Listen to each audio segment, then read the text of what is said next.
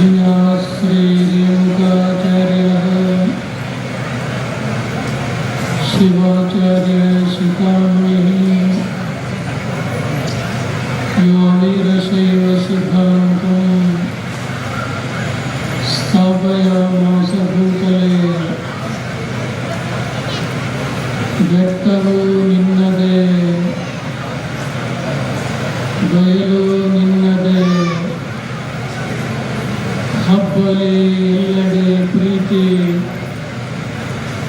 ಹಬ್ಬಲಿ ಎಲ್ಲೆಡೆ ಪ್ರೀತಿ ನೆರಳೋ ಬಿಸಿಲೋ ಎಲ್ಲವೂ ನಿನ್ನದೇ ನೆಲೆಸಲಿ ಎಲ್ಲೆಡೆ ಶಾಂತಿ ನೆಲೆಸಲಿ ಎಲ್ಲೆಡೆ ಶಾಂತಿ. ಇತಿಹಾಸ ಪ್ರಸಿದ್ಧವಾದ ಬಸವ ಕಲ್ಯಾಣ ನಗರದಲ್ಲಿ ಸಂಯೋಜಿಸಿದಂಥ ಶರನ್ನವರಾತ್ರಿ ದಸರಾ ಧರ್ಮ ಸಮ್ಮೇಳನದ ಗೌರವ ಅಧ್ಯಕ್ಷರಾದಂಥ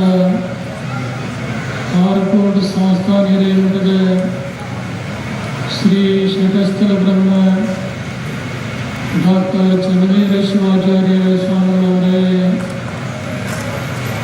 ಮಾರ್ಗದರ್ಶಕರಾದಂಥ ಮೇಕರ್ ಹಿರೇಮಠದ ಶ್ರೀ ಶಟಸ್ಥಲ ಬ್ರಹ್ಮ ರಾಜೇಶ್ವರ ಶಿವಾಚಾರ್ಯ ಸ್ವಾಮಿಗಳವರೇ, ಇನ್ನೋರು ಮಾರ್ಗದರ್ಶಕರಾದಂಥ ಇವತ್ತು ಜನ್ಮ ದಿನೋತ್ಸವವನ್ನು ಆಚರಿಸಿಕೊಂಡಂಥ ತ್ರಿಪುರಾಂತದ ಗವಿ ಮಠದ ಶ್ರೀ ಶಟಸ್ಥಲ ಬ್ರಹ್ಮ ಡಾಕ್ಟರ್ ಅಭಿನವ ಘನಲಿಂಗ ರುದ್ರಮುನಿ ಶಿವಾಚಾರ್ಯ ಸ್ವಾಮಿಗಳವರೇ, ಈ 7ನೇ ದಿನದ ಸಮಾರಂಭದ ನೇತೃತ್ವವನ್ನು ವಹಿಸಿದಂಥ ಮಾಜಿ ಸಂಸದರು, ಗೌಡಗಾಂವ್ ಸಂಸ್ಥಾನ ಹಿರೇಮಠದ ಶ್ರೀ ಶಟಸ್ಥಲ ಬ್ರಹ್ಮ ಡಾಕ್ಟರ್ ಜಯಸಿದ್ದೇಶ್ವರ ಶಿವಾಚಾರ್ಯ ಸ್ವಾಮಿಗಳವರೇ, ಸಮ್ಮುಖವನ್ನು ವಹಿಸಿದಂಥ ಅನ್ನಕಿರಣಿಗೆ ಸಂಸ್ಥಾನ ಹಿರೇಮಠದ ಶ್ರೀ ಶಟಸ್ಥಲ ಬ್ರಹ್ಮ ಚಂದ್ರಗುಂಡ ಶಿವಾಚಾರ್ಯ ಸ್ವಾಮಿಗಳವರೇ,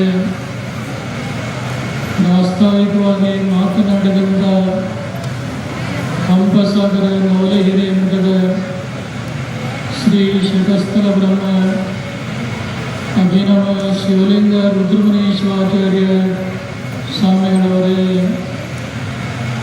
ಗುರುರಕ್ಷೆಗೆ ಒಳಗಾದಂಥ ಸಮಾರಂಭದಲ್ಲಿ ಉಪಸ್ಥಿತರಿರುವಂಥ ಶಿವಯೋಗ ಸ್ವರೂಪರು, ಪೀಠಾಭಿಮಾನಿಗಳಾದಂಥ ಎಲ್ಲ ಮಠಗಳ ಶ್ರೀಗಳವರೇ, ಗದಗಿನ ವೀರೇಶ್ವರ ಪುಣ್ಯಾಶ್ರಮದ ಶ್ರೀ ಕಲ್ಲಯ್ಯ ಅಜ್ಜನವರೇ, ಲಿಂಗಸೂರು ಮಾತಾ ಮಾಣಿಕೇಶ್ವರ ಆಶ್ರಮದ ಮಾತೋಶ್ರೀ ಶ್ರೀ ನಂದಿಕೇಶ್ವರಿ ಅಮ್ಮನವರೇ, ಬಸವ ಕಲ್ಯಾಣ ಕ್ಷೇತ್ರದ ಶಾಸಕರಾದ ಶರಣು ಸಲ್ಗರ್ ಅವರೇ, ಪವಿತ್ರ ಸಮಾರಂಭದಲ್ಲಿ ಪಾಲ್ಗೊಂಡು ಕಾರ್ಯ ನಿಮಿತ್ತದಿಂದ ನಿರ್ಗಮಿಸಿದಂಥ ಎಲ್ಲ ರಾಜಕೀಯ ಧುರೀಣರೇ, ಶರನ್ನವರಾತ್ರಿ ದಸರಾ ಮಹೋತ್ಸವ ಸಮಿತಿಯ ಎಲ್ಲ ಪದಾಧಿಕಾರಿಗಳವರೇ, ಸಂಗೀತ ಕಲಾವಿದರೇ, ಸುದ್ದಿ ಮಾಧ್ಯಮದ ಪ್ರತಿನಿಧಿಗಳವರೇ, ನಯನ ಮನೋಹರವಾದಂಥ ಭರತನಾಟ್ಯವನ್ನು ಮಾಡಿದಂಥ ಶಿವಮೊಗ್ಗದ ಡಾಕ್ಟರ್ ಕೆ.ಆರ್. ಭೂಮಿಕಾ ಅವರೇ, ಪವಿತ್ರ ಸಮಾರಂಭದಲ್ಲಿ ಪಾಲ್ಗೊಂಡಿರುವ ಸಮಸ್ತ ಧರ್ಮಾಭಿಮಾನಿಗಳೇ, ತಾಯಂದಿರೇ ಮತ್ತು ಮಕ್ಕಳೇ, ಬಸವ ಕಲ್ಯಾಣ ನಗರದಲ್ಲಿ ಇಂದು 7 ದಿನಗಳಿಂದ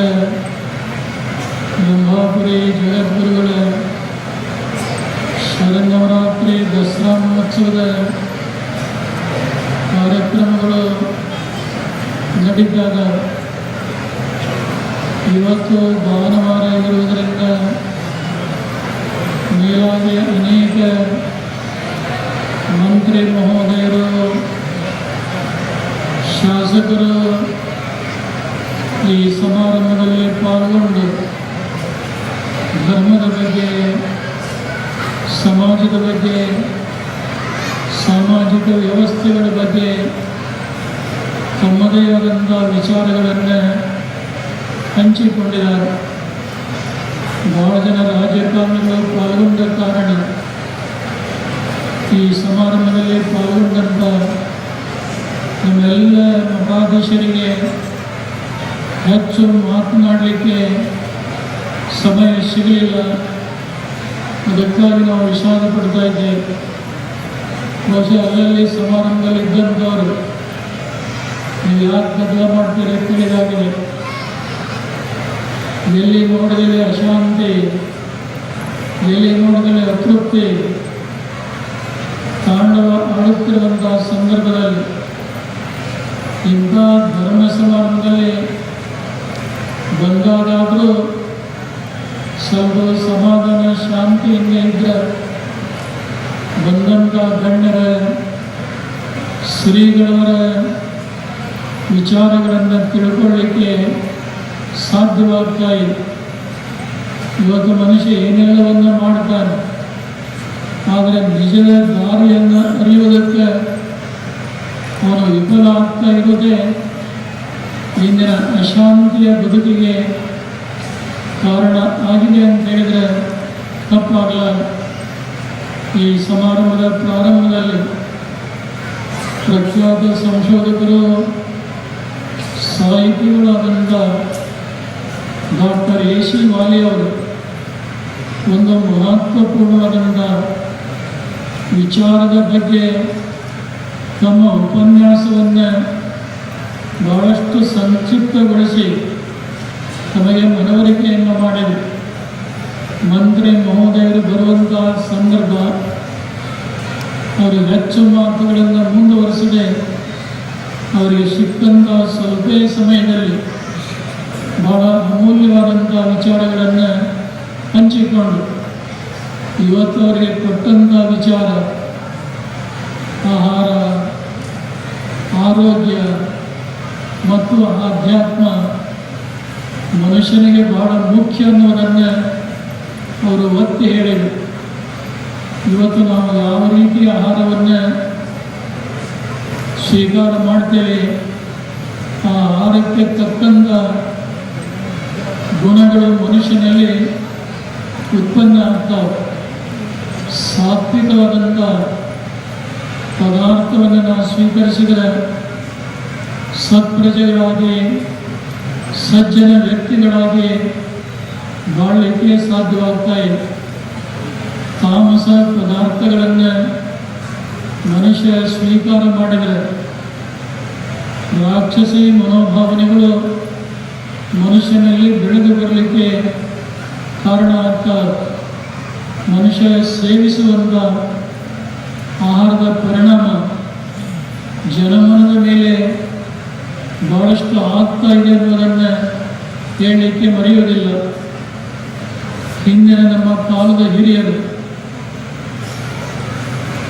ಏನು ಸಾವಯವ ಕೃಷಿಯಿಂದ ಬೆಳೆದಂಥ ಪದಾರ್ಥಗಳನ್ನು ತಿಂದು ಅವರು ಗಟ್ಟಿ ಮುಟ್ಟಿಯಾದಂಥ ಶರೀರ, ಮಾನಸಿಕವಾಗಿ ಸದೃಢತೆಯನ್ನು ಪಡ್ಕೊಂಡು ಕೆಲಸ ಮಾಡ್ತಾ ಇದ್ರು. ಆದರೆ ಇವತ್ತು ಅಂಥ ಪೌಷ್ಟಿಕಾಂಶವಿರುವಂಥ ಪದಾರ್ಥಗಳ ಸೇವನೆ ಬಹಳ ಕಡಿಮೆ ಆಗಿರುವುದರಿಂದ ಮನುಷ್ಯನ ದೈಹಿಕ ಪರಿಸ್ಥಿತಿ ಬಹಳಷ್ಟು ಶಿಥಿಲಗೊಳ್ತಾ ಇದೆ. ಕೆಲವರನ್ನು ನೋಡಿದರೆ ಒಂದು ಗಂಟಿನ ಥರ ಕಾಣ್ತಾರೆ. ಬಹುಶಃ ಅವರಿಗೆ ಶ್ರಮದ ಬದುಕು ಇಲ್ಲದೇ ಇರುವುದರಿಂದ ಆ ರೀತಿ ಜೀವನ ಆಗಿರಬಹುದು ಅನ್ನೋದು ನಾವೆಲ್ಲ ಊಹಿಸ್ತಾ ಇದ್ದೇವೆ. ಅದಕ್ಕೆ ನಾವು ಸ್ವೀಕಾರ ಮಾಡುವಂಥ ಪ್ರಸಾದ ಪದಾರ್ಥ ಯಾವ ರೀತಿಯಿಂದ ಇರಬೇಕು ಅನ್ನೋದನ್ನು ಅರಿತು ಅದರಂತೆ ನಡೆದರೆ ನಮಗೆಲ್ಲ ಒಳ್ಳೆಯದಾಗ್ತಾ ಇದೆ. ಬಹುಶಃ ಮಾತು ಬಲ್ಲವನಿಗೆ ಜಗಳವಿಲ್ಲ, ಊಟ ಬಲ್ಲವನಿಗೆ ರೋಗ ಇಲ್ಲ ಅಂತ ಗಾದೆ ಮಾತಿದೆ. ಇದು ಸುಳ್ಳಾದಂಥ ಮಾತಲ್ಲ. ಆಹಾರ, ಆರೋಗ್ಯ ಮತ್ತು ಆಧ್ಯಾತ್ಮ ಇವು ಒಂದಕ್ಕೊಂದು ಸಂಬಂಧ ಇರುವುದನ್ನು ನಾವು ಕಾಣ್ತೇವೆ. ಉತ್ತಮವಾದಂಥ ಆರೋಗ್ಯ ಸೇವನೆ ಮಾಡಿದರೆ ನಾವು ಮಾನಸಿಕವಾಗಿ ಸದೃಢವಂತರಾಗಿ ಆರೋಗ್ಯಶಾಲಿಗಳಾಗಿ ಬಾಳಲಿಕ್ಕೆ ಸಾಧ್ಯತೆ. ಎಲ್ಲ ಸಂಪತ್ತುಗಳಿಗಿಂತ ಆರೋಗ್ಯ ಸಂಪತ್ತು ಬಹುದೊಡ್ಡ ಸಂಪತ್ತು. ಇವತ್ತು ಮನುಷ್ಯ ಜೀವನದಲ್ಲಿ ನಾವೇನು ಗಳಿಸಲಾರದೇ ಇದ್ದರೂ ಪರವಾಗಿಲ್ಲ, ಆದರೆ ಆರೋಗ್ಯ ಉತ್ತಮವಾಗಿತ್ತು ಅಂದರೆ ಅದರಂಥ ಸಂಪತ್ತು ಇನ್ನೊಂದು ಯಾವುದೂ ಕೂಡ ಇಲ್ಲ. ಇವತ್ತು ಮನುಷ್ಯ ಸಂಪತ್ತನ್ನು ಗಳಿಸಬೇಕಾದ್ರೆ ಹಗಲು ರಾತ್ರಿ ದುಡಿತಾನೆ. ಹಣ ಗಳಿಕೆಯೊಂದೇ ಅವನು ಗುರಿಯಾಗಿರ್ತಾ ಇದೆ. ಆದರೆ ಎಷ್ಟು ಗಳಿಸಿದರೂ ಒಂದಿಲ್ಲ ಒಂದು ದಿನ ಅವನು ರೋಗಕ್ಕೆ ತುತ್ತಾದಾಗ ಗಳಿಸಿದಂಥ ಎಷ್ಟೇ ಸಂಪತ್ತಿರಲಿ ಅದನ್ನು ಖರ್ಚು ಮಾಡಿದ್ರೂ ಕಳೆದುಕೊಂಡಂಥ ಆರೋಗ್ಯವನ್ನು ಮತ್ತೆ ಪಡೀಲಿಕ್ಕೆ ಸಾಧ್ಯವಾಗುವುದಿಲ್ಲ. ವೀರಶೈವ ಧರ್ಮದಲ್ಲಿ ಏನು ಇಷ್ಟಲಿಂಗ ಮಹಾಪೂಜೆಯನ್ನು ನಾವೆಲ್ಲ ಏನು ಮಾಡ್ತೇವಿಲ್ಲ, ಇವೆಲ್ಲ ವೈಜ್ಞಾನಿಕವಾಗಿ ನಮ್ಮ ಶರೀರದಲ್ಲಿ ಒಂದು ವಿಶೇಷವಾದಂಥ ಶಕ್ತಿಯನ್ನು, ರೋಗ ನಿರೋಧಕ ಶಕ್ತಿಯನ್ನು, ಮನುಷ್ಯನಲ್ಲಿ ತಾಳ್ಮೆಯ ಮತ್ತು ಉದಾತ್ತವಾದಂಥ ಭಾವನೆಗಳು ಅದರಿಂದ ನಮಗೆ ಪ್ರಾಪ್ತವಾಗಲಿಕ್ಕೆ ಸಾಧ್ಯವಾಗ್ತಾ ಇದೆ. ಬಹುಶಃ ಪೂಜಾನುಷ್ಠಾನದ ಸಂದರ್ಭದಲ್ಲಿ ಪ್ರಾಣಾಯಾಮ, ಧ್ಯಾನ, ಧಾರಣ ಇವೆಲ್ಲವುಗಳನ್ನು ಮಾಡಿಕೊಂಡು ಬರುವಂಥ ಸಂದರ್ಭ ನಾವೆಲ್ಲ ಕಾಣ್ತಾ ಇದ್ದೇವೆ.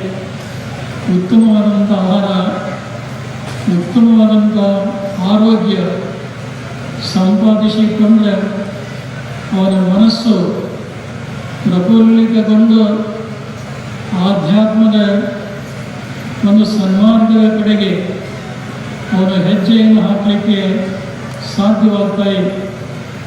ಸಮರ ಜೀವನವನ್ನು ಅಮರ ಜೀವನ ಮಾಡಿಕೊಳ್ಬೇಕಾದ್ರೆ ಆಧ್ಯಾತ್ಮ ಒಂದೇ ಅದಕ್ಕೆ ಹೆದ್ದಾರಿ ಹೊರತು ಬೇರೇನೂ ಕೂಡ ಇಲ್ಲ.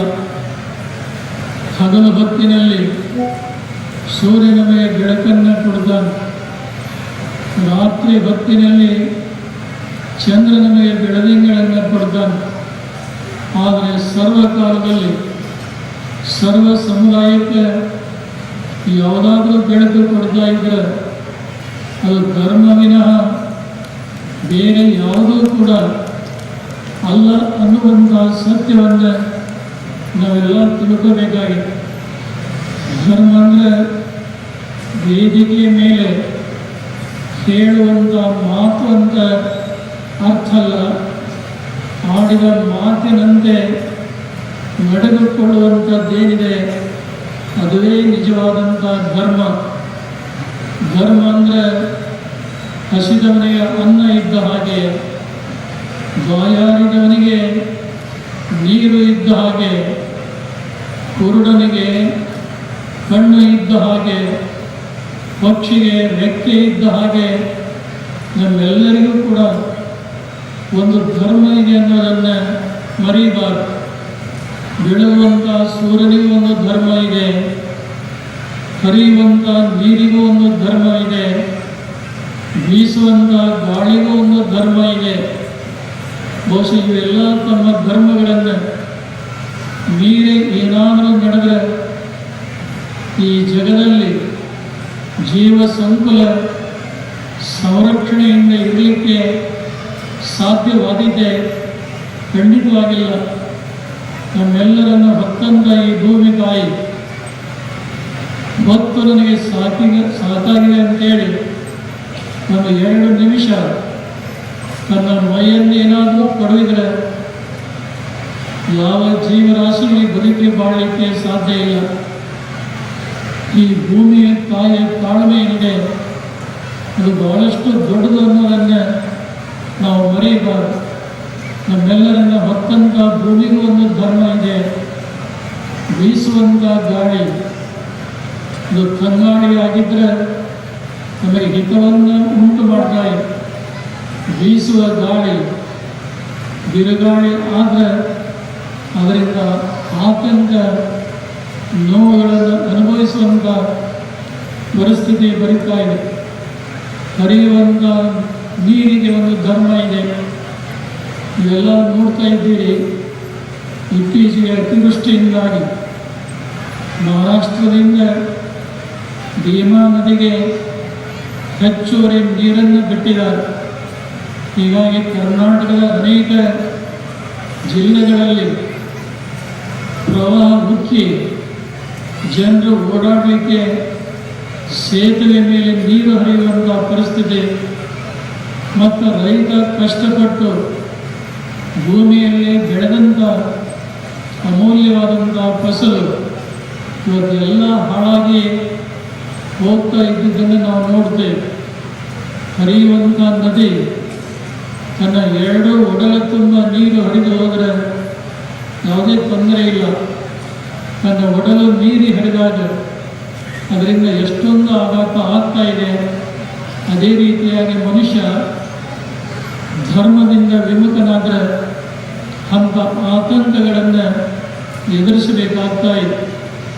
ನೀವೆಲ್ಲ ಕೇಳ್ತಾ ಇದ್ದೀರಿ, ಬೇಸಿಗೆ ಸಂದರ್ಭದಲ್ಲಿ ಸಣ್ಣ ಸಣ್ಣ ಮಕ್ಕಳು ಆಕಾಶದಲ್ಲಿ ಗಾಳಿಪಟಗಳನ್ನು ಹಾರಿಸ್ತಾರೆ. ಈ ಭಾಗದಲ್ಲಿ ಕೂಡ ಮಕ್ಕಳು ಗಾಳಿಪಟ ಹಾರಿಸೋದನ್ನು ನೋಡಿದ್ದೀರಿ.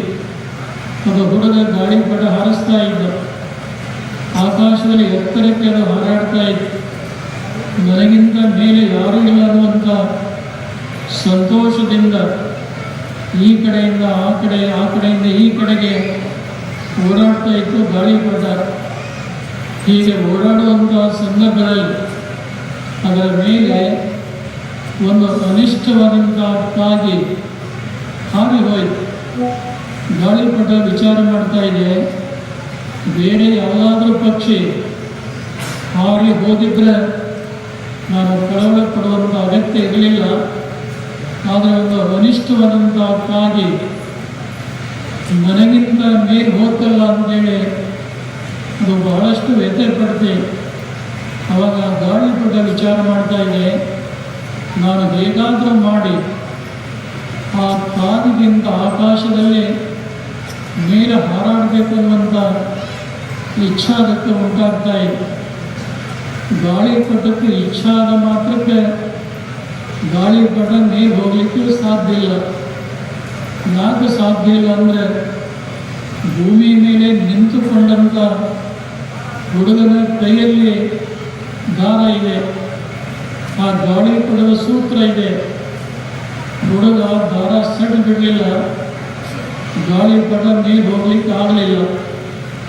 ವಿನಾಶಕಾಲ ವಿಪರೀತ ಬುದ್ಧಿಯ ವಿನಾಶಕಾಲ ಬಂದಾಗ ಮನುಷ್ಯನ ಬುದ್ಧಿ ಸ್ಥಿಮಿತದಲ್ಲಿ ಇರೋದಿಲ್ಲ.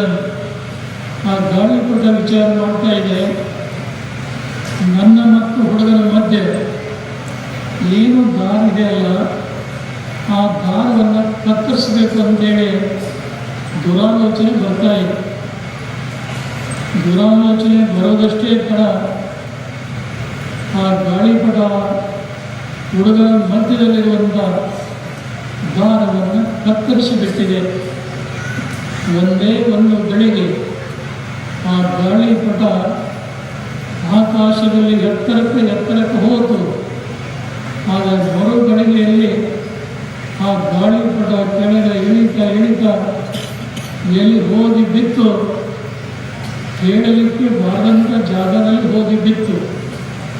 ಅದರಂತೆ ಮನುಷ್ಯ ಎಲ್ಲಿಯವರೆಗೆ ಧರ್ಮದ ಆಶ್ರಯದಲ್ಲಿ ಬಾಳಿ ಬದುಕ್ತಾನೋ, ಎಲ್ಲಿವರೆಗೆ ಹಿರಿಯರ ಮಾರ್ಗದರ್ಶನದಲ್ಲಿ ನಡೀತಾನೋ, ಎಲ್ಲಿವರೆಗೆ ಸಜ್ಜನರ ಒಡನಾಟದಲ್ಲಿ ಬಾಳಿ ಬದುಕ್ತಾನೋ, ಅಲ್ಲಿವರೆಗೆ ಅವನಿಗೆ ಜೀವನದಲ್ಲಿ ಯಾವತ್ತೂ ಕೂಡ ಶ್ರೇಯಸ್ಸು. ಕಟ್ಟಿಟ್ಟಂಥ ಬುದ್ಧಿ ಆ ವಿಚಾರಧಾರೆಗಳಿಂದ ಏನಾದರೂ ವಿಮುಖನಾದರೆ ಗಾಳಿ ಪಟಕ್ಕೆ ಹೇಗೆ ಅವನತಿ ಆಯಿತಲ್ಲ, ಅದೇ ಅವನತಿ ಮನುಷ್ಯನಿಗೂ ಕೂಡ ಆಗ್ತಾ ಇದೆ ಅನ್ನೋದನ್ನು ನಾವು ಯಾರೂ ಕೂಡ ಮರೆಯಬಾರದು. ಒಂದು ಸುಭಾಷಿತಕಾರ ಒಂದು ಮಾತನ್ನು ಹೇಳಿದ್ದಾರೆ, ಅಜರಾಮರವತ್ ಪ್ರಾಜ್ಞ ವಿದ್ಯಾಂ ನರ್ತಂಚ ಸಾಧಯೇ ಗೃಹೀತೈವ ಕೇಶೇಶು ಮೃತ್ಯುರ ಧರ್ಮಮಾಚರೇತ. ಮನುಷ್ಯ ವಿದ್ಯೆಯನ್ನು ಗಳಿಸುವಾಗ, ಸಂಪತ್ತನ್ನು ಗಳಿಸುವಾಗ ಈ ಭೂಮಿಯ ಮೇಲೆ ನಾವು ಬಹಳ ವರ್ಷ ಬದುಕ್ತೇವೆ ಎನ್ನುವಂಥ ಭಾವನೆ ಇಟ್ಕೋಬೇಕಂತ. ಹಾಗೇನಾದರೂ ನಾವು ಇಟ್ಕೊಳ್ಳದೇ ಇದ್ದರೆ, ವೇದಾಂತಿಗಳಂತಿದ್ದರೆ ಬಾಲ್ಯದಲ್ಲಿ ವಿದ್ಯೆಯನ್ನಾಗಲಿ ಕಾರುಣ್ಯದಲ್ಲಿ ಸಂಪತ್ತನ್ನಾಗಲಿ ಗಳಿಸಲಿಕ್ಕೆ ಸಾಧ್ಯವಾಗುವುದಿಲ್ಲ. ಆದರೆ ವಿದ್ಯೆ ಮತ್ತು ಸಂಪತ್ತು ಗಳಿಸುವಾಗ ಬಹಳ ವರ್ಷ ನಾನು ಬದುಕ್ತೇನೆ ಅನ್ನುವಂಥ ಆಶಾದಾಯಕ ಭಾವನೆಯನ್ನು ಮನುಷ್ಯ ಇಟ್ಕೋಬೇಕು. ಅದೇ ಇನ್ನೊಂದು ವಿಚಾರ ಬಂದಾಗ, ಮರಣದ ವಿಚಾರ ಬಂದಾಗ, ಯಾವ ಗಳಿಗೆಯಲ್ಲಿ ಮೃತ್ಯು ದೇವತೆ ನಮ್ಮೆಲ್ಲರ ಜೊಟ್ಟನ್ನು ಎಳೆದು ಒಯ್ತಾಳೋ ಹೇಳಲಿಕ್ಕೆ ಬರೋದಿಲ್ಲ ಅನ್ನುವಂಥ ಭೀತಿಯನ್ನು ಇಟ್ಕೊಂಡು ಮನುಷ್ಯ ಜೀವನದಲ್ಲಿ ಧರ್ಮಾಚರಣೆಯನ್ನು ಮಾಡಿಕೊಂಡು ಬರಬೇಕು ಅನ್ನುವಂಥ ಸತ್ಯ ಸಂಗತಿಗಳನ್ನು ಧರ್ಮ ಹೇಳ್ತಾ ಇದೆ, ಇತಿಹಾಸ ಹೇಳ್ತಾ ಇದೆ. ನಿನ್ನೆ ಸುಖ ಇತ್ತು ಅಂತ ವಿಜ್ಞಾನ ಹೇಳ್ತಾ ಇದೆ, ನಾಳೆ ಸುಖ ಇದೆ ಅಂತ. ಆದರೆ ಧರ್ಮ ಹೇಳ್ತಾ ಇದೆ, ಸತ್ಯ ಮಾರ್ಗದಲ್ಲಿ ಒಳ್ಳೆಯ ಮಾರ್ಗದಲ್ಲಿ ನಡೆದರೆ ಇದೇ ಜನ್ಮದಲ್ಲಿ ಮನುಷ್ಯನಿಗೆ ಸುಖ ಶಾಂತಿ ಪ್ರಾಪ್ತ ಆಗ್ತಾ ಇದೆ ಅನ್ನುವಂಥ ಪೂರ್ವಜರ ಒಂದು ಸಂದೇಶದ ಮಾತು ಇಂದಿನ ಆಧುನಿಕ ಕಾಲದ ಅತಿಯಾದಂಥ ವೈಚಾರಿಕ ಮನೋಭಾವನೆಯಿಂದ ತಮ್ಮ ಮಾನಸಿಕವಾದಂಥ ಶಾಂತಿ ಕಳ್ಕೊಳ್ಳೋದಷ್ಟೇ ಅಲ್ಲ, ಇನ್ನಿತರರ ಸ್ವಾಸ್ಥ್ಯವನ್ನು ಕೂಡ ಕಲುಷಿತಗೊಳಿಸುವಂಥ ಕೆಲಸ ಮಾಡ್ತಾರಲ್ಲ, ಅಂಥವರು ಇದರಿಂದ ನಾವು ಜಾಗೃತರಾಗಿ ಸತ್ಯದ ದಾರಿಯ ಕಡೆಗೆ ಸಾಗುವಂಥವರಾಗಬೇಕು. ಅಧರ್ಮಕ್ಕೆ ಹಲವು ದಾರಿ, ಆ ದಾರಿಗೆ ಲೆಕ್ಕವೇಗ ಹಲವಾರು ದಾರಿ. ಆದರೆ ನಿಜವಾದಂಥ ಧರ್ಮಕ್ಕೆ ಒಂದೇ ದಾರಿ ಹೊರತು ಹಲವು ದಾರಿ ಯಾವತ್ತೂ ಕೂಡ ಇರೋದಿಲ್ಲ. ಧರ್ಮ ಹೇಳ್ತಾ ಇದೆ, ಇದಂ ಕರ್ತವ್ಯ, ಇದಂ ನ ಅಂತ ಹೇಳ್ತಾ ಇದೆ. ಇದನ್ನು ಮಾಡು, ಇದನ್ನು ಬಿಡು ಅನ್ನುವಂಥ ನಿಷ್ಠುರವಾಗಿ ಯಾವುದಾದ್ರೂ ಹೇಳ್ತಾ ಇದೆ ಅಂದರೆ ಅದು ಧರ್ಮ ವಿನಃ ಬೇರೆ ಯಾವುದೂ ಕೂಡ ಅಲ್ಲ. ಅದಕ್ಕಾಗಿ ಇವತ್ತಿನ ಸಮಾರಂಭದಲ್ಲಿ ಪಾಲ್ಗೊಂಡಂಥ ಮಾಜಿ ಮುಖ್ಯಮಂತ್ರಿಗಳು, ಹಾವೇರಿ ಲೋಕಸಭಾ ಸದಸ್ಯರಾದ ಬಸವರಾಜ ಬೊಮ್ಮಾಯಿಯವರು ವೀರಶೈವ ಲಿಂಗಾಯತ ಸಮಾಜದ ಬಗ್ಗೆ ಬಹಳಷ್ಟು ಭಾವುಕರಾಗಿ ಕೆಲವು ಆಂತರ್ಯದ ಮಾತುಗಳನ್ನು ನಿಮ್ಮೆಲ್ಲರ ಜೊತೆಗೆ ಹಂಚಿಕೊಂಡು, ಬಹುಶಃ ಇವತ್ತು ಎಷ್ಟೋ ಜನ ಧರ್ಮದ ಯಥಾರ್ಥವಾದಂಥ ಅರಿವನ್ನು ಪಡೆಯಲಾರದ ಕಾರಣ ಸಂದೇಹದ ಸುಳಿಯಲ್ಲಿ ಸಿಲುಕಿ ತಮ್ಮ ಜೀವನವೂ ಕೂಡ ಹಾಳು ಮಾಡಿಕೊಳ್ತಾ ಇದ್ದಾರೆ. ಅವರನ್ನು ನಂಬಿದಂಥ ಜನರ ಬದುಕನ್ನು ಕೂಡ ಕಲುಷಿತಗೊಳಿಸುವಂಥ ಕೆಲಸ ಮಾಡ್ತಾ ಇದ್ದಾರೆ. ಅಂಥದಕ್ಕೆ ಅವಕಾಶವಾದರೆ ನಾವೆಲ್ಲ ಒಂದಾಗಿ ಚೆನ್ನಾಗಿ ಬಾಳಿ ಬದುಕಬೇಕು ಅನ್ನುವಂಥ ಸತ್ಯ ಸಂಗತಿಗಳನ್ನು ನಮ್ಮೆಲ್ಲರಿಗೆ ಮನವರಿಕೆಯನ್ನು ಮಾಡಿದರು. ಆದಿಶಕ್ತಿ ಜಗಜ್ಜನನಿ ಏನು ಅಸುರಿ ಶಕ್ತಿಗಳನ್ನು ನಾಶ ಮಾಡಿ ದೈವಿ ಶಕ್ತಿಗಳ ಒಂದು ಸಂರಕ್ಷಣೆ ಆ ಜನನಿಯ ಅವತಾರದ ಮೂಲ ಉದ್ದೇಶ ಅನ್ನುವಂಥ ನೆನವುಗಳನ್ನು ಅವರು ಹಂಚಿಕೊಂಡರು. ಮತ್ತು ಈ ಸಮಾರಂಭದಲ್ಲಿ ಪಾಲ್ಗೊಂಡಂಥ ಕರ್ನಾಟಕ ಸರ್ಕಾರದ ಏನೊಂದು ವೈದ್ಯಕೀಯ ಮತ್ತು ಕೌಶಲ್ಯಾಭಿವೃದ್ಧಿ ಸಚಿವರಾದಂಥ ಡಾಕ್ಟರ್ ಶರಣಪ್ರಕಾಶ್ ಪಾಟೀಲ್ರು ಕೂಡ ಒಬ್ಬ ರಾಜಕೀಯ ವ್ಯಕ್ತಿ ಆಗಿದ್ದರೂ ಕೂಡ ವೀರಶೈವ ಧರ್ಮದ ತತ್ವ ತಳಹದಿಯ ಮೇಲೆ ಏನು ಪೂರ್ವದ ಆಚಾರ್ಯರಾಗಲಿ ಅದೇ ದಾರಿಯಲ್ಲಿ 12ನೇ ಶತಮಾನದ ಶರಣರು ಬದುಕಿ ಬಾಳುವಂಥ ಜೀವ ಸಂಕುಲಕ್ಕೆ ಏನು ಆಧ್ಯಾತ್ಮದ ಅರಿವನ್ನು ಉಂಟು ಮಾಡಿದ್ರಲ್ಲ, ಆ ಎಲ್ಲ ನೆನವುಗಳನ್ನು ನಮ್ಮ ಮಾತಿನಲ್ಲಿ ಅವರು ಹೇಳಿದ್ದನ್ನು ಅವೆಲ್ಲ ಕೇಳಿಸಿಕೊಂಡ್ರಿ. ಮತ್ತು ಕೇಂದ್ರದ ರೈಲ್ವೆ ಮತ್ತು ಜಲಶಕ್ತಿ ಸಚಿವರಾದಂಥ ಪಿ ಸೋಮಣ್ಣವರು ಈ ಭಾಗಕ್ಕೆ ಬಹಳ ಅಪರೂಪವಾಗಿ ಬಂದಿದ್ದಾರೆ ಅಂತ ನಮಗನಿಸ್ತಾ ಇದೆ. ಬಹುಶಃ ಹಿಂದೆ ಚುನಾವಣೆ ಸಂದರ್ಭದಲ್ಲಿ ಬಂದಂಥ ನೆನವುಗಳನ್ನು ಅವರು ಹಂಚಿಕೊಂಡು ಶಾಸಕರಾದಂಥ ಶರಣ ಸಲಗದವರು ಅತಿವೃಷ್ಟಿಯಿಂದಾಗಿ ಎಲ್ಲೆಲ್ಲಿ ಏನು ತೊಂದರೆಯಾಗಿದೆ ಅದನ್ನು ಕೂಡ ಅವರಿಗೆ ಮನವರಿಕೆ ಮಾಡಿದಾಗ ಹೆಚ್ಚು ಮಾತುಗಳನ್ನು ಆಡದೆ ಏನು ಆ ಕುಂದುಕೊರತೆಗಳನ್ನು ಯಾವ ರೀತಿಯಿಂದ ಕೇಂದ್ರ ಕೃಷಿ ಇಲಾಖೆಯಿಂದ ಏನು ಈ ನಾಡಿಗೆ ಹೆಚ್ಚಿನ ಒಂದು ಅನುದಾನವನ್ನು ಕೊಡಿಸಲಿಕ್ಕೆ ಸಾಧ್ಯತೆ ಅದನ್ನು ನಾನು ಪ್ರಾಮಾಣಿಕ ಪ್ರಯತ್ನವನ್ನು ಮಾಡ್ತೇನೆ ಅನ್ನುವಂಥ ಮಾತು ಏನು ಹೇಳಿದರು. ಈ ಭಾಗದ ರೈತ ಸಮುದಾಯಕ್ಕೆ ಒಂದು ನೆಮ್ಮದಿಯ ನಿಟ್ಟಿಸಲು ಅವರು ಬಿಟ್ಟಂಥ ಒಂದು ಸಂದರ್ಭ ಆಗಿದೆ ಅನ್ನೋದನ್ನು ಹೇಳಲಿಕ್ಕೆ ಮರೆಯೋದಿಲ್ಲ. ಇವರು ಭಾಳ ಜನ ರಾಜಕಾರಣಿಗಳು ಬಂದಿದ್ದರು. ಮಾಜಿ ಸಚಿವರಾದಂಥ ಭಗವಂತ ಖೂಬಾ ಅವರು, ಮಾಜಿ ಸಂಸದರಾದಂಥ ಡಾಕ್ಟರ್ ಉಮೇಶ್ ಜಾಧವ್ ಅವರು, ಮಾಜಿ ಶಾಸಕರಾದಂಥ ದತ್ತಾತ್ರೇಯ ಪಾಟೀಲ್ ಅವರು, ಮಾಜಿ ಶಾಸಕರಾದಂಥ ರಾಜ್ಕುಮಾರ್ ಕಲ್ಕೂರ್ ಅವರು, ಇನ್ನೂ ಅನೇಕ ಗಣ್ಯಮಾನ್ಯರು ಈ ಸಮಾರಂಭದಲ್ಲಿ ಪಾಲ್ಗೊಂಡಿದ್ದರು. ಸಮಯದ ಅಭಾವ ಇದ್ದದ್ದಕ್ಕೆ ಅವರು ಯಾರೂ ಕೂಡ ಮಾತನಾಡಲಿಕ್ಕೆ ಸಾಧ್ಯವಾಗಲಿಲ್ಲ. ಆದರೆ ಈ ಸಮಯಕ್ಕೆ ಸರಿಯಾಗಿ ಕಾರ್ಯಕ್ರಮ ಮುಗಿಬೇಕಾದ್ರೆ ನಾವೆಲ್ಲ ಶ್ರೀಗಳವರ ಸಮಯದಾನ ಏನು ಮಾಡಿದ್ರು, ಅವರ ತ್ಯಾಗ ಔದಾರ್ಯವನ್ನು ನಾವು ಎಷ್ಟು ಕೂಡ ಕೊಂಡಾಡಿದ್ರೂ ಕಡಿಮೆನೇ ಆಗಿದೆ. ಮೊಟ್ಟ ಮೊದಲಿಗೆ ಹಂಪಸಾಗರ ನವಲಿ ಹಿರೇಮಠದ ಶ್ರೀ ಅಭಿನವ ಶಿವಲಿಂಗ ರುದ್ರಮುನಿ ಶಿವಾಚಾರ್ಯ ಸ್ವಾಮಿಗಳು ತಮಗೆ ಸಿಕ್ಕಂಥ ಅವಕಾಶ ಒಳ್ಳೆಯ ರೀತಿಯಿಂದ ಸದ್ಬಳಕೆಯನ್ನು ಅವರು ಮಾಡಿಕೊಂಡು ನಮ್ಮ ವಿಚಾರಧಾರೆಗಳನ್ನು ನಿಮ್ಮೆಲ್ಲರಿಗೆ ಮುಟ್ಟಿಸಿದರು. ತದನಂತರದಲ್ಲಿ ಮಾತನಾಡಿದಂಥ ನಮ್ಮ ಚಂದ್ರಮೌಳ ಶಿವಾಚಾರ್ಯ ಸ್ವಾಮಿಗಳು ತನ್ನ ಕಿರಣಿಗೆಯವರು ಹೆಚ್ಚು ವಿಚಾರಗಳನ್ನು ಮಾತನಾಡಲಿಕ್ಕೆ ಸಾಧ್ಯವಾದರೆ ಸಾಂಕೇತಿಕವಾದಂಥ ಒಂದು ಉಪದೇಶಾಮೃತವನ್ನು ಅವರು ನೀಡಿದರು. ಈ ಸಮಾರಂಭದ ನೇತೃತ್ವ ವಹಿಸಿದಂಥ ಗೌಡಗಾಂವ ಸಂಸ್ಥಾನ ಹಿರೇಮಠದ ಮತ್ತು ಮಾಜಿ ಸೊಲ್ಲಾಪುರ ಸಂಸದರಾದಂಥ ಡಾಕ್ಟರ್ ಜಯಸಿದ್ದೇಶ್ವರ ಶಿವಾಚಾರ್ಯ ಸ್ವಾಮಿಗಳು ಈ ಬಸವ ಕಲ್ಯಾಣ ನಗರದ ಭಕ್ತರಿಗೆ ಭಾಳಷ್ಟು ಸರಕು ತಂದಿದ್ದು, ಆದರೆ ಆ ಸರಕು ಬಿಚ್ಚಲಿಕ್ಕೆ ಸಮಯ ಇಲ್ಲದಂತಾಗಿ ಭಾಳ ಸಂಕ್ಷಿಪ್ತಗೊಳಿಸಿ ಅವರು ನಮ್ಮ ಉಪದೇಶವನ್ನು ಮುಗಿಸಿದ್ದೇ ನಮಗೆ ಗೊತ್ತಾಗಲಿಲ್ಲ.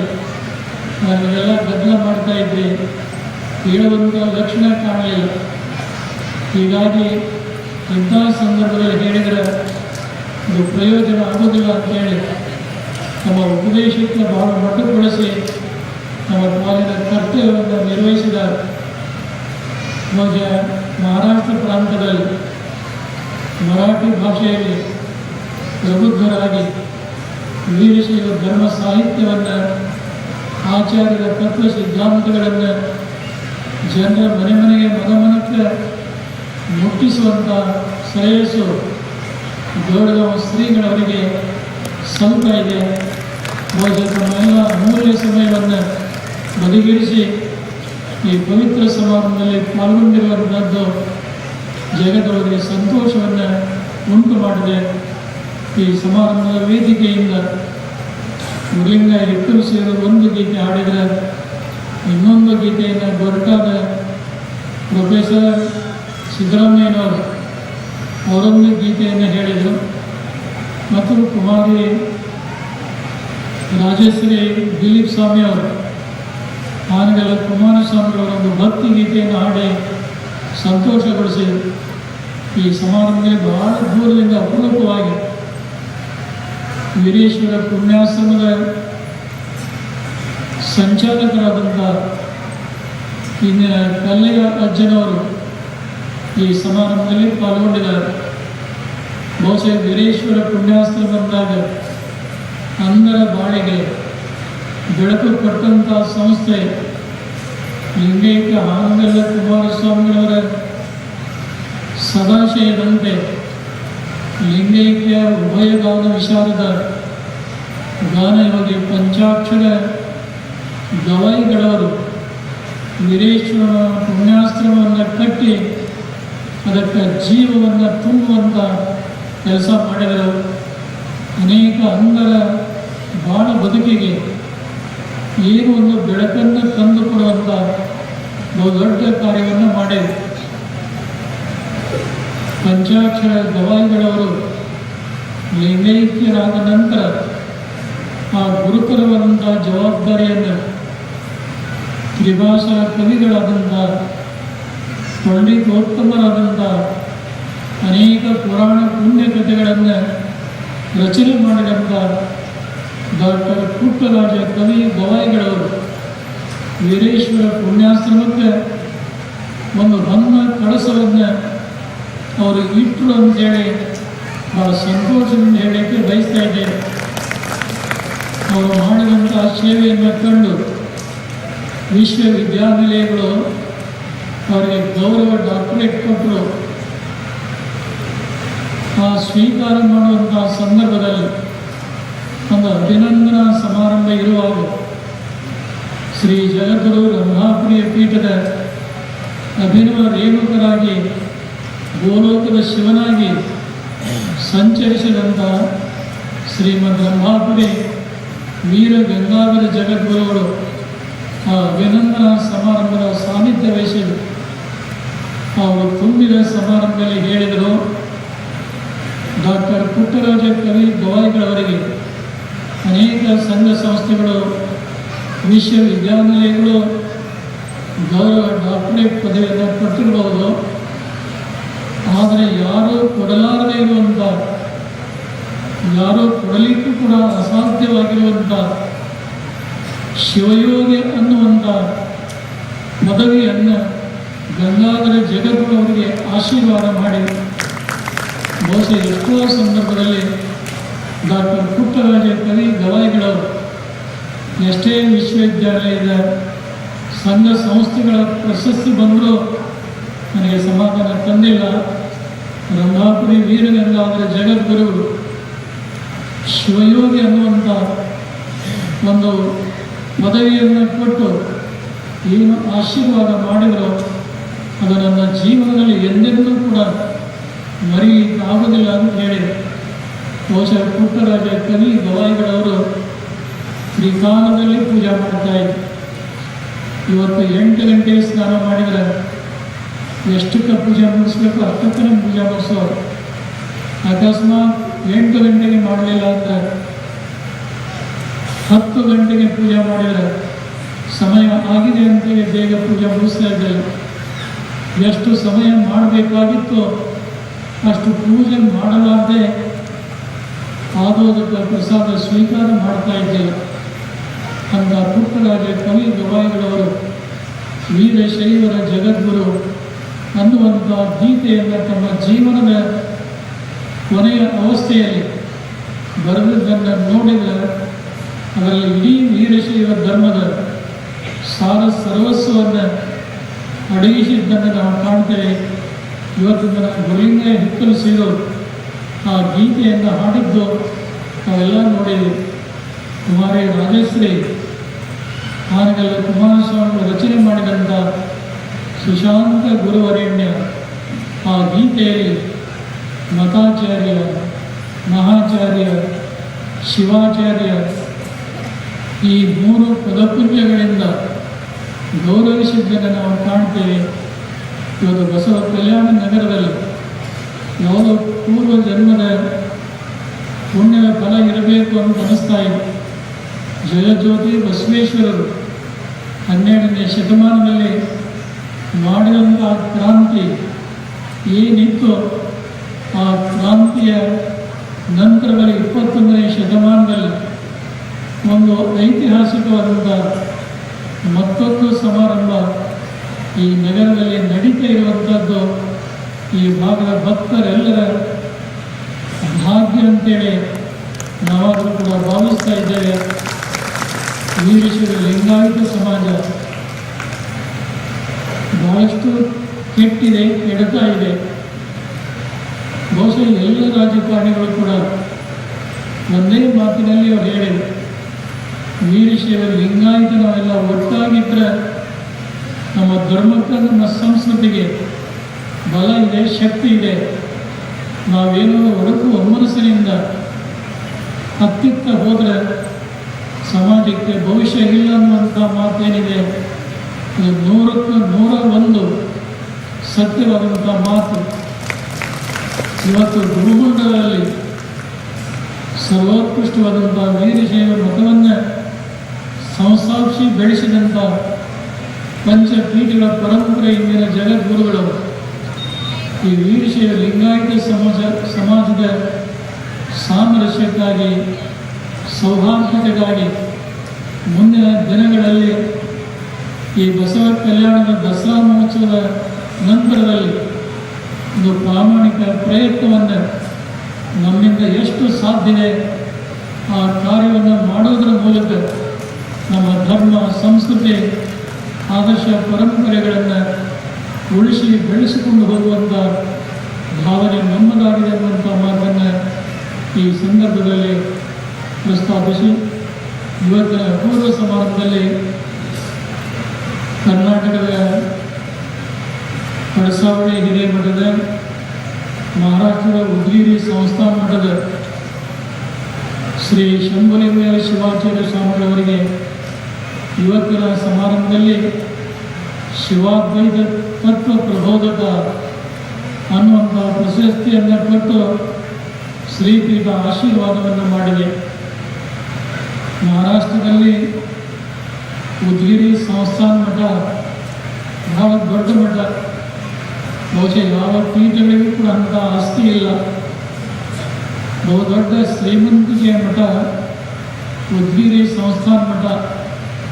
ಅದು ಬೇರೆ ಯಾವುದೇ ಮಠ ಅಲ್ಲ, ಬ್ರಹ್ಮಾಪುರ ಪೀಠ ಪರಂಪರೆಯ ಶಾಖಾ ಮಠ. ಬಹುಶಃ ಇಲ್ಲಿ ಕಳಸಾವಳಿಯಲ್ಲಿ ಒಂದು ಸಣ್ಣ ಮಠ ಇತ್ತು. ಅದಕ್ಕೆ ಅವರ ಪರ್ಯಾಯ ಕರ್ತೃತ್ವ ಶಕ್ತಿಯನ್ನು ಕಂಡು ನೀವು ಈ ಮಠದ ಜೊತೆಗೆ ನೀವು ಉದ್ಗಿರಿ ಮಠದ ಪಟ್ಟಾಧ್ಯಕ್ಷರಾಗಿ ಕಾರ್ಯ ಮಾಡಬೇಕು ಅಂತ ಆಶೀರ್ವಾದ ಮಾಡಿದಾಗ ಕೆಲವು ವರ್ಷಗಳಲ್ಲಿ ಆ ಉದ್ಗಿರಿ ಸಂಸ್ಥಾನ ಮಠಕ್ಕೆ ಒಂದು ಹೊಸ ಸ್ವರೂಪವನ್ನೇ, ಹೊಸ ಕಾಯಕಲ್ಪವನ್ನು ಮಾಡಿದ್ದಾರೆ ಅನ್ನುವಂಥ ಹರುಷ ಇವತ್ತು ರಂಭಾಪುರಿ ಜನಗಳಿಗೆ ಆಗ್ತಾ ಇದೆ. ಆ ಕಾರಣದಿಂದ ನವರಾತ್ರಿ ಶಕ್ತಿ ಹಬ್ಬದಲ್ಲಿ ಅವರಿಗೆ ಆಶೀರ್ವಾದ ಮಾಡಿ ಇನ್ನಷ್ಟು ಹೆಚ್ಚಿನ ಸಮಾಜ ಕಾರ್ಯ, ಪೀಠ ಕಾರ್ಯಗಳನ್ನು ಮಾಡಲಿ ಅಂತೇಳಿ ಅವರು ಇವತ್ತು ಸಂತೋಷದಿಂದ ಆಶೀರ್ವಾದ ಮಾಡಿದೆ. ನೀವು ನಾವು ತ್ರಿಪುರಾಂತರ ಗಲಿಮಠದ ಡಾಕ್ಟರ್ ಅಭಿನವ ಗದಲಿಂಗ ರುದ್ರಮುನಿ ಶಿವಾಚಾರ್ಯರಿಗೆ ಸಾಧನ ಶ್ರೀ ಪ್ರಶಸ್ತಿ ಕೊಟ್ಟು ಆಶೀರ್ವಾದ ಮಾಡಿದೆ. ಆದರೆ ಇವತ್ತಿನ ದಿನ ಅವರ ಜನ್ಮದಿನ ಇರೋದು ನಮಗೆ ಗೊತ್ತಾಗಿದ್ದರೆ ಇವತ್ತೇ ಅವರ ಪ್ರಶಸ್ತಿ ಹಾಕಿ ನಿನ್ನೆ ದಿನ ನಮ್ಮ ಶಂಭುಲಿಂಗ ಶಿವಾಚಾರ್ಯ ಪ್ರಶಸ್ತಿಯನ್ನು ಮುದ್ರಿಸ್ತಾ ಇದ್ದರು. ಅದು ಗೊತ್ತಾಗಲಂತಕ್ಕೆ ನಿನ್ನೆ ಅದು ಮುದ್ರಣ ಆಗಿ ಆಶೀರ್ವಾದ ಮಾಡಿದ್ವಿ. ಆದರೆ ಇವತ್ತು ಜನ್ಮದಿನ ಇರೋದರಿಂದ ಮತ್ತೊಮ್ಮೆ ಆಶೀರ್ವಾದ ಮಾಡಿದರೆ ಕೇಳಲ್ಲ, ಇನ್ನಷ್ಟು ಒಳ್ಳೆಯದಂತ ಹೇಳಿ ಭಾವಿಸಿ ಇವತ್ತಿನ ಅಪೂರ್ವ ಸಮಾರಂಭದಲ್ಲಿ ಅವರಿಗೆ ಮತ್ತೊಮ್ಮೆ ಸಲಿಪೀಠ ಆಶೀರ್ವಾದವನ್ನು ಮಾಡಿದೆ ಅನ್ನುವಂಥ ಮತ್ತೊಂದು ಮಾತನ್ನು ಈ ಸಂದರ್ಭದಲ್ಲಿ ಪ್ರಸ್ತಾಪಿಸಿ, ಬಹಳ ದೂರದಿಂದ ಶಿವಮೊಗ್ಗದಿಂದ ವೃತ್ತಿಯಲ್ಲಿ ವೈದ್ಯರಾದರೂ ಇಂದ ಭಾರತೀಯ ಸಂಸ್ಕೃತಿ ಪ್ರತಿಬಿಂಬಿಸುವಂಥ ಭರತನಾಟ್ಯವನ್ನು ಡಾಕ್ಟರ್ ಕೆ.ಆರ್. ಭೂಮಿಕಾ ಅವರು ಎರಡೇ ಗೀತೆ ಅವರಿಗೆ ಅವಕಾಶ ಸಿಕ್ತು. ಇನ್ನೊಂದು ಮಾಡಬೇಕು ಅಂತ ಇಚ್ಛೆ ಇತ್ತು, ಸಮಯ ಆಗಿದ್ದಕ್ಕೆ ಕೊಡಲಿಕ್ಕಾಗಲಿಲ್ಲ. ನಾಳೆ ದಿನ ಶಿವಮೊಗ್ಗದ ಕುಮಾರಿ ರಕ್ಷಿತಾ ಅವರಿಗೆ ಬಹುಶಃ ಅವರು ನಾಳೆ ಅವರ ಪರೀಕ್ಷೆ ಇರೋದರಿಂದ ಅವರಿಗೆ ಬರಲಿಕ್ಕೆ ಸಾಧ್ಯ ಇಲ್ಲ ಅನ್ನುವಂಥದ್ದು ಗೊತ್ತಾಯಿತು. ಏನು ನಾಳೆ ಒಂದು ಭರತನಾಟ್ಯ ಏನಿದೆ ಆ ಸೇವೆಯ ಸೌಭಾಗ್ಯವನ್ನು ಡಾಕ್ಟರ್ ಕೆ.ಆರ್. ಭೂಮಿಕಾ ಅವರು ಮುಂದುವರಿಸಿ ಕಾರ್ಯಕ್ರಮ ನಡೆಸಿಕೊಡಲಿ ಅನ್ನುವಂಥ ಒಂದು ಆಶಾದಾಯಕ ಭಾವನೆ ವ್ಯಕ್ತಪಡಿಸ್ತಾ ಇದ್ದೇವೆ. ಶಾಸಕರಾದ ಶರಣು ಸಲಗರವರ ಧರ್ಮಪತ್ನಿಯವರು ಮತ್ತು AC ಗ್ರೇಡ್ ಹುದ್ದೆಯನ್ನು ಪಡೆದಂಥ ಶ್ರೀಮತಿ ಸಾವಿತ್ರಿಬಾಯಿ ಸಲಗರ್ ಅವರು ಈ ಸಮಾರಂಭದಲ್ಲಿ ನೀವು ಪಾಲ್ಗೊಂಡ್ರಿ. ಎರಡು ಮಾತು ನಿಮಗೆ ಮಾತಾಡೋಕ್ಕೆ ಕೊಡ್ತೀವಂತ ನಾವು ಹೇಳಿದ್ವಿ. ನಾವು ಸುಳ್ಳು ಬಿದ್ದಾಗ ಹೇಳಿದ ಮಾತಿಗೆ ಕೊಡಲಿಕ್ಕೆ ಆಗಲಿಲ್ಲ. ಅದಕ್ಕೆ ನಾಳೆ ಬೇಸರಿಸಿಕೊಳ್ಳುವಂತಿಲ್ಲ. ನಾಳೆ ಅವರಿಗೆ ಪ್ರಾರಂಭದಲ್ಲೇ ಕೊಟ್ಟು ಅವರ ಮಾತುಗಳನ್ನು ನೀವೆಲ್ಲ ಕೇಳಬೇಕು. ಒಬ್ಬ ಸರ್ಕಾರಿ ಹುದ್ದೆಯಲ್ಲಿದ್ದರೂ ಕೂಡ ಜನರ ತಾಪತ್ರೆಯ ಕಷ್ಟಗಳು ಗೊತ್ತವ್ರಿಗೆ. 10 ಸಲ ನಮ್ಮ ಕಾರ್ಯಾಲಯಕ್ಕೆ ಅವರನ್ನು ಅಲಗಾಡಿಸಿಕೊಳ್ಳದೆ ಆ ಎಲ್ಲ ಕಾರ್ಯಗಳನ್ನು ಪರಾಮರ್ಶಿಸಿ ಬೇಗ ಶೀಘ್ರದಲ್ಲೇ ಅವರ ಸಮಸ್ಯೆಗೆ ಪರಿಹಾರವನ್ನು ಕೊಡಿಸುವಂಥ ಒಂದು ದೊಡ್ಡ ವ್ಯಕ್ತಿತ್ವ ಶ್ರೀಮತಿ ಸಾವಿತ್ರಿಬಾಯಿ ಅಮ್ಮನವರದಾಗಿದೆ. ಅಂಥವರಿಗೆ ತಹಸೀಲ್ದಾರ್ ಆಗಿದ್ದರಿಂದ ಇವತ್ತು ಅದರಿಂದ ಬಡ್ತಿ ಹೊಂದಿ AC ಹುದ್ದೆ ಸ್ಥಾನಮಾನ ಪಡೆದು ಇವತ್ತು ಕಲಬುರಗಿ ಭಾಗಕ್ಕೆ ಕಾರ್ಯ ಮಾಡ್ತಾ ಇದ್ದಾರೆ. ಆದರೆ ಈ ಕಾರ್ಯದಲ್ಲಿ ಅವ್ರಿಗೂ ಕೂಡ ಶರಣು ಸಲಗರ್ ಅವರಿಗೆ ಒಂದು ಸ್ಫೂರ್ತಿಯ ಶಕ್ತಿ ಇದೆ ಅಂತೇಳಿ ನಾವು ಭಾವಿಸ್ತಾ ಇದ್ದೇವೆ. ಅದಕ್ಕೆ ನಾಳೆ ಅವರಿಗೆ ಅವಕಾಶವನ್ನು ಕಲ್ಪಿಸಿಕೊಡ್ತೇವೆ. ಒಂದು ಮಾತು ಇರುವ ಅಭಿಮಾನಿಗಳಿಗೆ, ಯಾವುದೇ ರಾಜಕಾರಣಿಗೆ ಬರಲಿ, ಪರಿಚಿತ ವ್ಯಕ್ತಿಗಳೇ ಬರಲಿ, ಇದು ಬೇರೆ ಸಮಾರಂಭ ಅಲ್ಲ. ಶಿಲೆ ಹೊಡೆದು ಕೇಕೆ ಹೊಡೆದು ಮಾಡುವಂಥ ಸಮಾರಂಭ ಅಲ್ಲ. ಈ ಧರ್ಮದ ಪಾವಿತ್ರ್ಯತೆ ಘನತೆಯನ್ನು ಯಾವುದೇ ರಾಜಕಾರಣಿಗಳ ಹಿಂಬಾಲಕರು ಸೂಕ್ಷ್ಮವಾಗಿ ಗ್ರಹಿಸಿ ಅವರ ಜೊತೆಗೆ ನೀವು ಬನ್ನಿ. ಆದರೆ ಯಾವುದೇ ಘೋಷಣೆ ಆಗಲಿ, ಚಪ್ಪಾಳೆ ತಟ್ಟೋದಾಗಲಿ ಅವೆಲ್ಲ ಮಾಡುವಂಥದ್ದು ಈ ಸಮಾರಂಭದ ಶೋಭೆ ಅಲ್ಲ ಅನ್ನುವಂಥ ಒಂದು ಸೂಚನೆಯನ್ನು ಈ ಸಂದರ್ಭದಲ್ಲಿ ಕೊಡಮಾಡ್ತಾ, ಇವತ್ತಿನ 7ನೇ ದಿನ ಸಂದರ್ಭದಲ್ಲಿ ನಮ್ಮ ಹಾರ್ಕೋಡ್ ಸಂಸ್ಥಾನ ಹಿರೇಮಠದ ಡಾಕ್ಟರ್ ಚನ್ನವೀರ ಶಿವಾಚಾರ್ಯ ಸ್ವಾಮಿಗಳು BKDB ಕಲ್ಯಾಣ ಮಂಟಪದಲ್ಲಿ ಬೆಳಗ್ಗೆ ನಡೆದಂಥ ಇಷ್ಟಲಿಂಗ ಮಹಾಪೂಜೆಯಲ್ಲಿ ಅವರು ಪಾಲ್ಗೊಂಡಿದ್ದರು.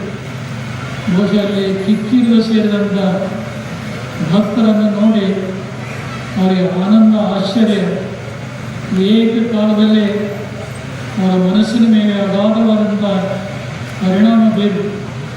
ಎಷ್ಟೋ ಜನರು ಧರ್ಮದಿಂದ ದೂರವಾದಂಥ ಅದರಲ್ಲಿ ಸೇರಿದಂಥ ಜನರನ್ನು ನೋಡಿದರೆ ಜನರಲ್ಲಿ ಧರ್ಮದ ಹಸಿವಿದೆ, ಆಸಕ್ತಿ ಇದೆ ಅನ್ನೋದಕ್ಕೆ ಬೆಳಗ್ಗೆ ನಡೆದಂಥ ಪೂಜಾ ಸಮಾರಂಭ ಸಾಕ್ಷಿಯಾಗಿದೆ.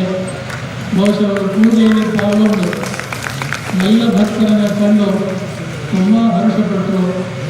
ಮತ್ತು ಇವತ್ತಿನಿಂದ ನಿನ್ನೆಯಿಂದಲೇ ನೇಕರ್ ಹಿರೇಮಠದ ರಾಜೇಶ್ವರ ಶಿವಾಚಾರ್ಯ ಸ್ವಾಮಿ ತಮ್ಮ ಮಠದ ಶಿಷ್ಯ ಪರಂಪರೆಯ ಸದ್ಭಕ್ತರಿಂದ ಅನ್ನ ದಾಸೋಹ ಕಾರ್ಯ ನಿರಂತರವಾಗಿ ನಡೀತಾ ಇದೆ.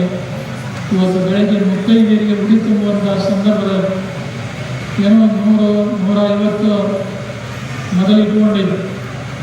ಆದರೆ ಸಂಖ್ಯೆ ಹೆಚ್ಚಾದ ಮಾನ್ಯ ಶರಣು ಸಲಗರ್ ಶಾಸಕರು 1,000 ಸೀರೆಗಳನ್ನು ತಂದು ಮುತ್ತೈದೆಯರಿಗೆ ಉಡಿ ತುಂಬುವಂಥ ಕೆಲಸ ಏನು ಮಾಡಿದ್ರು ನಿಜವಾಗ್ಲೂ ಆ ಕಾರ್ಯ ಕಂಡು ನಮ್ಮೆಲ್ಲ ತಾಯಂದಿರು ಭಾಳ ಸಂತೋಷಪಟ್ಟಿದ್ದಾರೆ.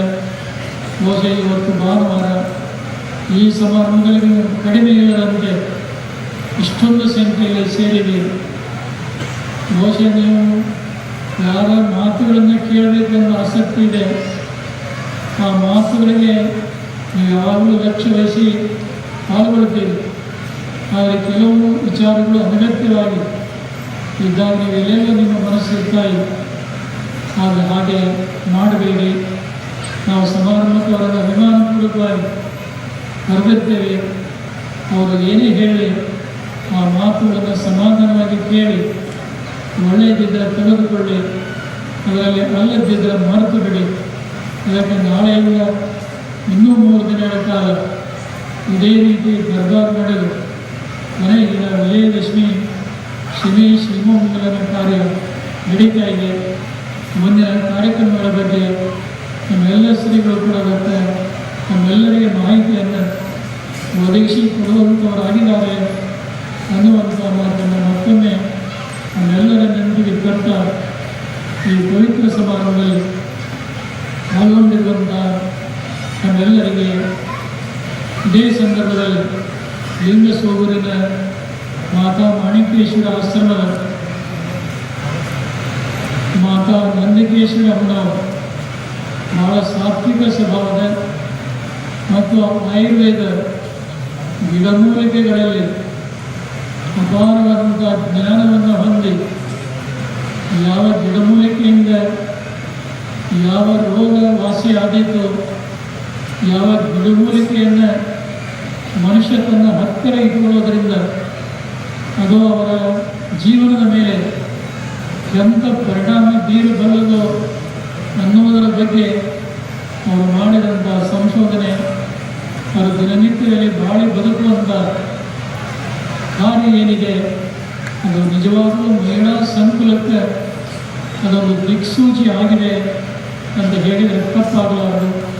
ಅವರಿಗೆ ಎಷ್ಟೇ ಒತ್ತಡಗಳಿದ್ದರೂ ಕೂಡ ಇವತ್ತು ಈ ಸಮಾರಂಭದಲ್ಲಿ ಪಾಲ್ಗೊಂಡಿದ್ದು ಜಗತ್ತಿಗೆ ಅಷ್ಟೇ ಅಲ್ಲ, ನಮ್ಮೆಲ್ಲರಿಗೂ ಕೂಡ ಅತ್ಯಂತ ಸಂತೋಷವನ್ನು ಉಂಟು ಮಾಡಿದೆ. ಆಗ ವಿ ಸೋಮಣ್ಣವರು ಕೇಂದ್ರ ಸಚಿವರು ಮುಂದಿನ ವರ್ಷ ರಾಜ್ಯದ ರಾಜಧಾನಿ ಬೆಂಗಳೂರಲ್ಲಾದರೂ ಮಾಡೋಣ, ಅದು ತಪ್ಪಿದರೆ ತುಮಕೂರು ಜಿಲ್ಲಾ ಕೇಂದ್ರದಲ್ಲಾದರೂ ಮಾಡುವಂಥ ತಮ್ಮ ಭಾವನೆಯನ್ನು ಅವರು ವ್ಯಕ್ತಪಡಿಸಿದರು. ಆದರೆ ಇನ್ನೂ 2-3 ದಿನ ಇದೆ.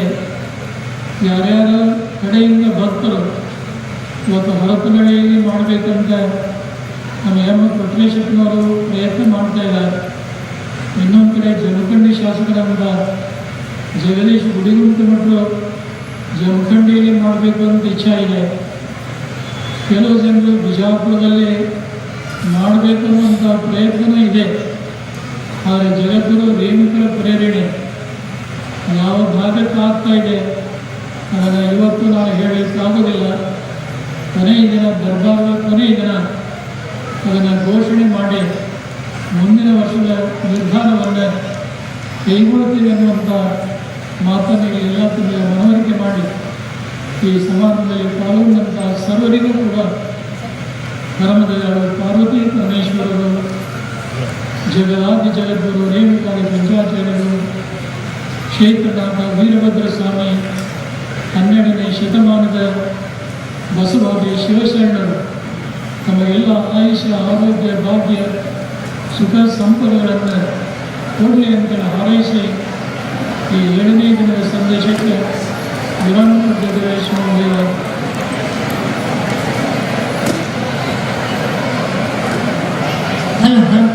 ಕೋಟಿ ಭಕ್ತರ ಶ್ರೇಷ್ಠ ಗುರುವಿನ ಸಂದೇಶ ಮಠಕ್ಕೆ ಕೋಟಿ ಕೋಟಿ ಜನರನ್ನು ಸಹಿತ